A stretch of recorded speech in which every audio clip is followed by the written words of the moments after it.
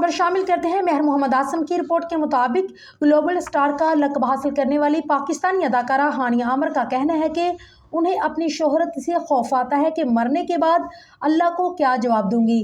पाकिस्तान समेत दुनिया भर में अपने हुस्न और अदाकारी से लाखों लोगों को अपना गर्विदा बनाने वाली फनकारा हानिया आमर का नाम अब हर ज़बान पर आम है।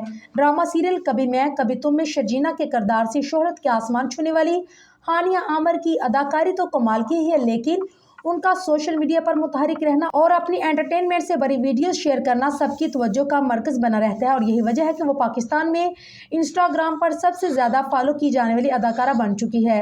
तितली, दिलरुबा, इश्किया, मेरे हमसफ़र, संगे माँ और मुझे प्यार हुआ था की अदाकारा हानिया आमर ड्रामों के अलावा फिल्मों में भी जलवागर हो चुकी हैं। तहम वो इन दिनों शर्जीना के किरदार से खासी दाद वसूल कर रही हैं और साथ ही नेशनल और इंटरनेशनल इंटरव्यूज़ का भी हिस्सा बनी नजर आती हैं।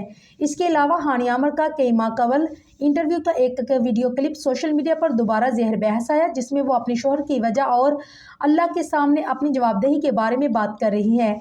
हानिया आमर का कहना था कि मैं हमेशा कहती हूँ कि मुझे अपनी शोहरत से डर लगता है। मुझे इस शोहरत से इसलिए डर लगता है कि जब मैं अल्लाह से मिलूंगी तो मैं अल्लाह को क्या कहूँगी और वो मुझे पूछेंगे कि तुमने दुनिया में क्या किया, और मुझे नहीं मालूम कि मैं कैसे जवाब दूंगी। हानिया आमर के मुताबिक क्या मेरे पास बस ये जवाब होगा कि मैंने बस पैसा कमाया और अपनी खूबसूरत तस्वीर अपलोड की। इसके अलावा मैं अपनी वीडियो से लोगों को हंसाने की कोशिश करती हूँ क्योंकि कम अज़ कम उन्हें खुश कर रही हूँ।